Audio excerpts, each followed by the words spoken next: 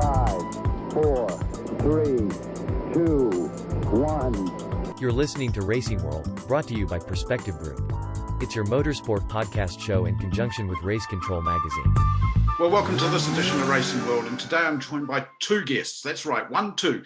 And it's Mark Fogarty from Australia, Auto Action, Editor-in-Chief there. We're going to talk all about V8 SuperCars. And as always, Bob McMurray will join us and give us his opinion on things as well. So let's get right into it now. I joined these boys just moments ago on Zoom. Well, joining me now, my two mates. I've got one down the road here in Auckland, Bob McMurray, and across the Tasman, Mark Fogarty. Thanks so much, Mark, for joining us. This show today is really your show. That's right, it's your show. And it's all about V8 Supercar. And Bob, you'll just give us your opinions on everything that you always give us your opinions on. So first of all, folks, state of the V8s. It's all getting compressed to Sydney Motorsport Park, really, isn't it? Yes, well, welcome to the lockdown world champion. Melbourne is officially now the most locked down city in the world since we've had the pandemic. So all getting a bit tedious, but it is what it is, and we bat on. It's difficult for everyone, and particularly, as you mentioned, supercars. If we thought last year was difficult in scheduling and rescheduling and trying to fit the season in, well, it's become more of a nightmare. So we're now down to those final 5 events for the season will be compressed into about basically 7 weeks from the end of October to the beginning of December. And that'll, of course, relies on New South Wales opening up to some extent, and Sydney, and allowing events to go on, because 4 of those last 5 events are going to be at Sydney Motorsport Park. And then the big finale will, of course, be the Bathurst 1000 on the first weekend of December, the latest it's ever been held. Folks, I've just got to say, I mean, possibly the V8, the Australia Supercar Series, has more changes and challenges than probably any other series I can think of in the world at the moment. The headline act left. Other people are possibly retiring or whatever. You've got Neil Crompton, a TV person, indisposed. You've got a new Gen 3 car coming. You've got driver changes. You've got team changes, Kelly Grove, etc., TA. You've got engine regulation changes. You've got series ownership battle going on. You've got TV broadcast changes happening. And then along came COVID.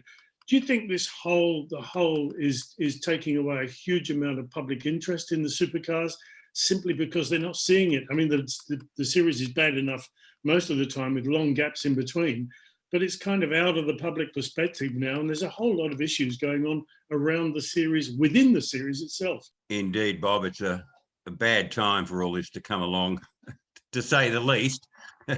None of it's good, but yes, it's a period of great change for supercars. And you're right, it has always had a problem that it comes and goes and disappears for a while. Well, now it's just disappeared off the map. And again, like last year, it's interesting.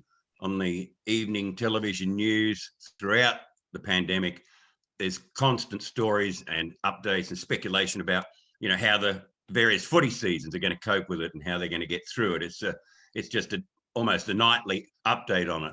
And of course, the supposedly 3rd or 4th biggest national sport in the country, supercars, on those national news bulletins, what do you hear about, how it's coping with the whole crisis? Virtually nothing. It is essentially, as far as the mainstream media is concerned, as usual, unfortunately, invisible, which is sort of ironic in a way, because there is so much happening. As you said, there's the program ongoing and ongoing and ongoing to get the Gen 3 car, the next generation cars going. The aim is still mid-next season. I'm not sure if that's doable or even desirable. And the other big thing is the change of ownership. Within weeks, I would imagine, a new group, a consortium, well, a combined bid by a big sports management agency over here called TLA and its international owners, I guess, if you like to call it, and the Australian Racing Group. They've got together, and they're the final and only bidders left for supercars. And, certainly I would imagine by the time we get to Bathurst, if not much sooner, we'll hear the details of the new ownership, and the people who are going to run the sport from next year on, let's say, will outline their vision among those visions could be that they will, well, at least delay Gen 3's introduction until 2023, which pretty much everyone thinks is the most sensible way to go. Gen 3, of course, you guys know, but if you don't, Gen 3 are the major upgrade of the supercar platform, the chassis, the bodywork, and based on two models, a proper looking Ford Mustang, not some sort of, mutant Mustang as it's been for the last few years, and joining the series or rejoining the series after 50 odd years will be the Chevy Camaro, replacing the Holden Commodore. And when I say Ford Mustang and Chevy Camaro, of course, I'm being a bit loose with the facts.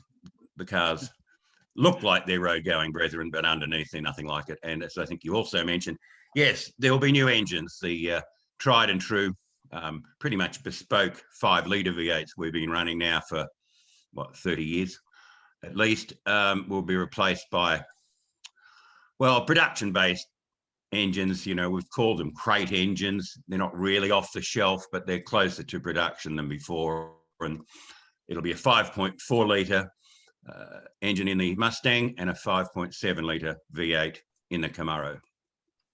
Strikes me as the parity is going to be difficult to get right, but I'm sure Adrian Burgess and his boys will eventually come to something that everybody agrees on. But I mean, there are so many majorly important issues that you talked about there. The first one, of course, is the ownership.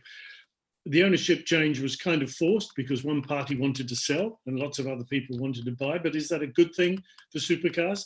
Would it be a good direction to go with the current, I think the last people involved in the bidding process, TLA? Is that a good thing? I imagine that the new ownership will be better than the existing structure.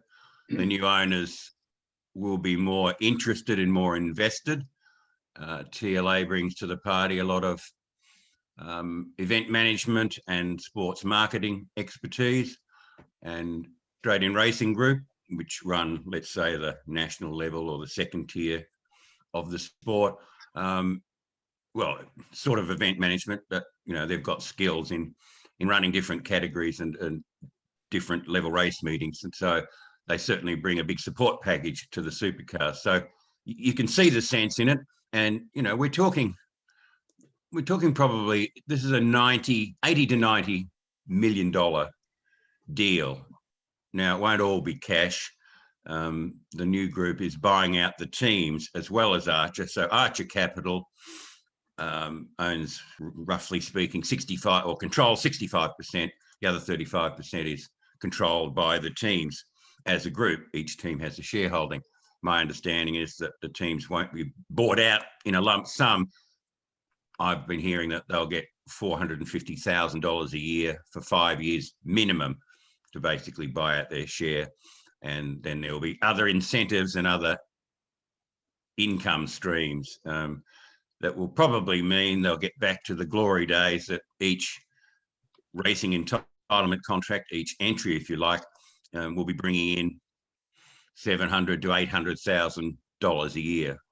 That's on top of any income the team themselves generate. So the teams think it's a good deal. They had to approve it for the wholesale to go ahead. And so, I don't know, I would imagine that the new owners, TLA/ARG, are probably, let's say it, they're at least spending up to $60 million to buy the sport. So they've obviously got confidence that they can make money out of it and grow it. Yeah. They better have, because otherwise they're down the tubes for a lot of money, aren't they? Mark, a question I've got really, when we look at it, and obviously Bathurst being as late as it potentially is going to be is one thing, but the 4 events at Sydney Motorsport Park, really, is all that proving is fulfilling sponsorship agreements and things, because 4 races at the same place is kind of a little bit of a letdown in many ways. I know the restrictions, but it's really just fulfilling contracts, isn't it? Well, I guess it's the simple answer. Yeah. Broadcast contract particularly stipulates 12 events minimum. They've done 7 events. They need to do another 5. So needs must. It is unusual. I think unprecedented. I can't think of a series anywhere, anytime, ever, that's run 4 rounds at the same venue consecutively. Bob, can you think? David, No, I know things like America's Cup or race on the same course over and over, but in motor racing, I can't think. Yeah, it seems to be. With the yachting, there's so many variables that come into play anyway. So even then, you still have 5 course options generally. So no, I don't think there's been anything like it that I can think of, Bob? No, it does seem to be a desperation move, but it's a desperation move driven by desperation and simple survival. And I can understand them doing it if that's the only venue available to do. At least they are making the change with a night race, with various distance races. There's a 500. They're trying to change up the tyre allocation. They're trying to change, I hear, the track track direction or the track layout and stuff like that. So they are making efforts, of course, but it must be driven by desperation. But I also want to go on to the engine thing. If the engines are becoming, we'll say crate engines, I know what you mean. Is the series now in danger of becoming like a NASCAR one make series? Simple as that. I know it was very close to that before, but is it now in danger of literally being a one make series with a different body on it? Almost. I think that's true, but it's been heading in that direction, like many categories of motor racing, for many years.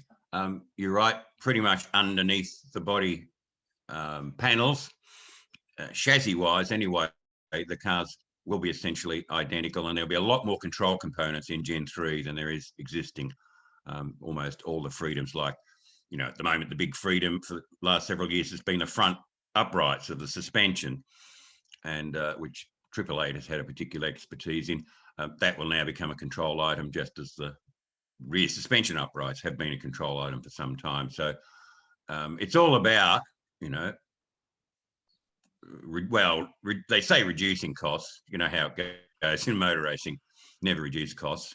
Contain costs maybe, but it's to try and put a cap on the extraordinary expense of going supercar racing that's been building for at least 20 years. You've got engines now that cost certainly over $100,000, maybe up to $150,000 to build, then 40 odd thousand to rebuild, and that can be every 4,000 kilometres.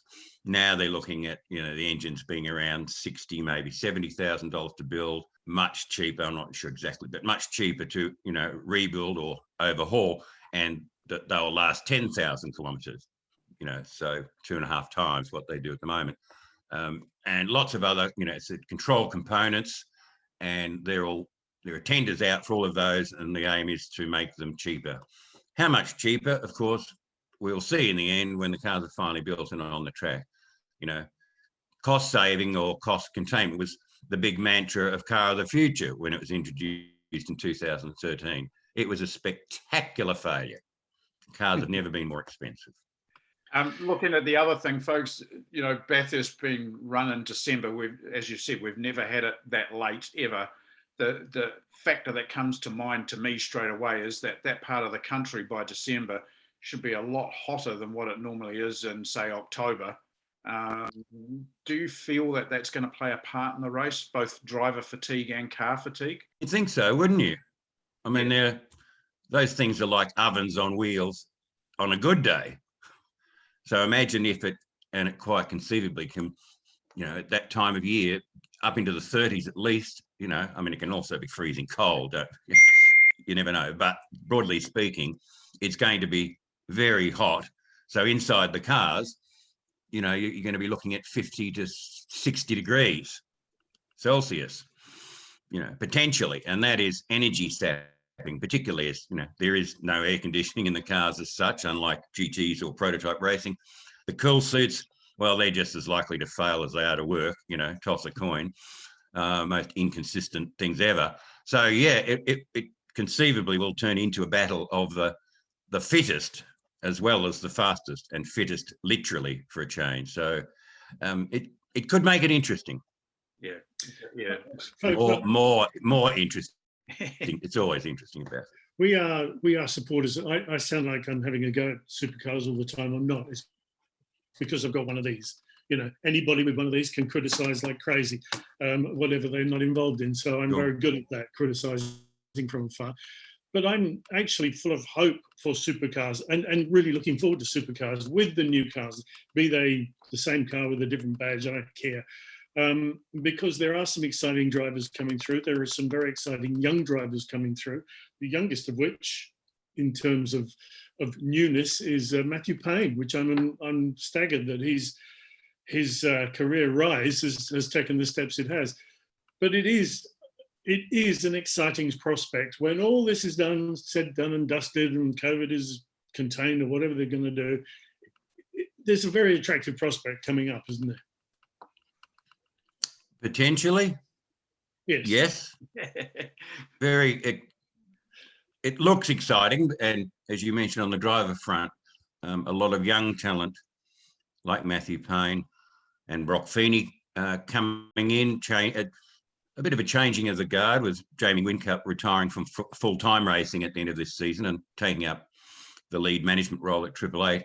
And, other guys are going to get more of a chance to shine, hopefully, like Andre Heimgartner, but sitting way at the top of the pile at the moment is still, and still will be, for a good few years yet, is Shane Van Gisbergen, who pretty much, I think, is in a class of his own, certainly this year, without, take Scott McLaughlin away and, what was a tremendous 2-horse battle is now just a 1-horse runaway. But the young blokes will be chasing him hard, just as he did 10 years ago. We really haven't seen the depth in the former Penske, Dick Johnson cars, call them whatever you like, since McLaughlin left and Fabian left as well. The current drivers haven't really delivered to the same level that those previous two have they? No, they haven't. They have been getting better. They're learning their new environment. Well, that's what the teams say. I'm not sure. I think if a driver is good, they get in, and if they've got the weaponry, they take off. Particularly Anton De Pasquale, who was tipped as one of the next superstars and a natural replacement for McLaughlin. Will Davison, is doing as well, at least if not better than you'd expect, as a veteran. But the team does seem to overall have lost their edge somewhere. Now, they were showing signs of improving, and I suspect that when we resume, they will be stronger. But they've lost the race to Triple Eight this year, flat out. How do you feel about his Rookie of the Year title in IndyCar? Oh, excellent. Well, yes, he did well for his first season. But let's not get too excited, and I don't mean this negatively, but yes, he performed how you would expect, particularly with his lack of open wheeler experience, and given that he's in a good team. But I don't, not to take away from the Rookie of the Year accolade, because he was, but it was a strange field, wasn't it? The other contenders were Romain Grosjean, who didn't do all the ovals for a start, so one hand tied behind his back in terms of winning the Rookie Award, and Jimmy Johnson, who, he's going the other way, a sedan racer, not the other way, well, sort of the other way, if you know what I mean. Anyway, so it's a strange rookie field, if you get what I mean. But that aside, generally speaking, yes, you've got to give Scott, big credit for a very difficult transition. And with this season under his belt, I would expect for next year that he will start becoming a contender. I mean, he's obviously got the talent. I mean, it's quite extraordinary what he's done, is to jump from dominating, big, heavy V8 powered road racing sedans, into, comparatively speaking, lithe open wheelers on a very diverse set of circuits, street courses, road courses, ovals, super speedways, all that sort of stuff. Let's say it's remarkable, yes. Folks, with your current occupation and you're writing for Auto Action, you're incredibly close. In fact, probably one of the closest journalists there is to the inner sanctum and the inner workings of the supercars. What actually gives you cause for hope and pleasure coming up with supercars? What are you looking forward to most? What's the most exciting thing about the whole thing of supercars in the future, 22 or whatever? I'm hoping for much stronger and more creative leadership of supercars itself under the new owners. I expect a big shake-up in top management, and I'm expecting that there will be a new vision that puts supercars back on the map, if you like, in terms of, you know, the broad public view, you know, so that supercars gets high visibility throughout the whole year, not just at Bathurst. You know, Bathurst is easy. You know, everyone in Australia turns their attention to Bathurst, the Bathurst 1000, whenever it's on. So, you know, we've got to go back to the past, back to the future, and re-leverage Bathurst, you know, and do you to fuel interest in the rest of the series for the rest of the year, and get a much better space calendar. Do you expect, would you prefer, would you look forward to supercars going overseas, more overseas races, any overseas races if you include New Zealand as being essentially a domestic one? Would you think supercars should try their luck overseas again? No, not for some years. Yeah, I think we've got to batten down the hatches here and get the house in order in Australasia. You know, New Zealand is a very important part of supercars, you know, a disproportionately large amount of interest, if you like, given the population over there. So we should be looking at least 2 events a year in New Zealand, at least, because I think, well, 2 is a simple sum, isn't it? 1 on the North Island, 1 on the South Island, but I would have thought in between there's probably scope, maybe somewhere, for a 3rd event. You guys would have a better gauge on it, but my feeling always is that there's more interest in supercars there than is being catered for, particularly with the number of Kiwi drivers. I mean, a no-brainer. But outside of that, all the overseas forays that supercars had before, they did actually make the money, funnily enough, but none of them survived. You know, they weren't sustainable, and they were good for the ego. They were fun, you know, like for a journalist or the media to go and follow. Going to some of the places like Circuit of the Americas was great fun. But did it really add any value to supercars itself? Certainly not back in Australia. You know, international visibility and getting people like Roger Penske involved, there may have been a benefit. But for the moment, I think they've got enough on their hands just to get this show back on the road, literally, in Australia. And once circumstances change in that we pass through this pandemic phase, that they then work out a calendar that is properly spaced and properly located, and so we don't get these great gaps in between events. And if that means perhaps shortening the season so that we can go racing every 2 weeks, and with sometimes racing on consecutive weeks to maintain visibility, that to me will be a great step forward. So the keys to the future, obviously, new ownership and the success of Gen 3, which, you know, for all the debate and perhaps controversy over its introduction, at the end of the day, they still will be fast, loud, muscular V8 touring cars. And that's what supercars is all about. So we're retaining that DNA, and that's important. And I think... sorry, Bob. One final question for me, DT. Sorry, man. I know we're running out of time, and I've got 10 other questions to ask as well, but I won't.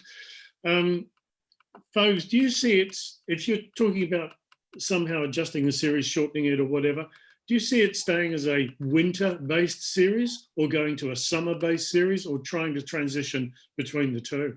Good question. Good question. One of long debate. I hope the new ownership will look at it. And to be fair, the current management under Sean Seamer were looking at least splitting up the series and making it more summer-based or spring-autumn-based than winter, but got derailed comprehensively. There's a lot of resistance to summer racing over in Australia, here in Australia. I don't know why. It makes obvious sense. You know, some people put up the barrier being, oh no, it'll be too hot. Yeah, well, if you tried racing in Idaho in August or something, you know, really, NASCAR and IndyCar seem to cope, and the rest of the world cope with racing in the hottest months of the year. And okay, the climate's a little different in New Zealand, but still, you guys forever have had summer racing, and it seems to work perfectly well. Whereas here, as you're alluding to, we just keep banging our head against the winter brick wall, and up against the two strongest football codes and the two biggest sporting codes in the country. It makes no sense. We have to change now. Whether it is going to a full summer series or September to April something, or we look at maybe front and back loading it. So most of the racing in, let's just say January, February, March, and then have a layoff until, let's say, September or something. But that gets you away from the footy season and frees up. It's better for the broadcasters. But the problem is that you've got a gap of some months in between when again there's nothing happening. So racing in winter, particularly if you're up in Darwin or Townsville, up in the north of the country, that suddenly makes eminent sense. So there is no easy solution, but there's got to be a way forward that we at least mix and match and do something different. I think, do something different is what I'm saying is what has to happen. Yep. Well, gentlemen, I hate to say it, but we're running out of time. Folks, we could go on and solve a lot of issues with supercar, a lot of issues with every form of motorsport we could possibly think of. I thank you so much for your time. We love the publication. Auto Action, everyone, if you haven't seen it, you need to go online, subscribe to this. It's a great publication. This man knows what he's writing about as well. Bob, we'll return with Formula One again shortly as well. I'm ready for another feisty debate with you because I've got no IndyCar now till March. But gentlemen, thanks so much for your time today on Racing World, and I look forward to doing it again with you very soon.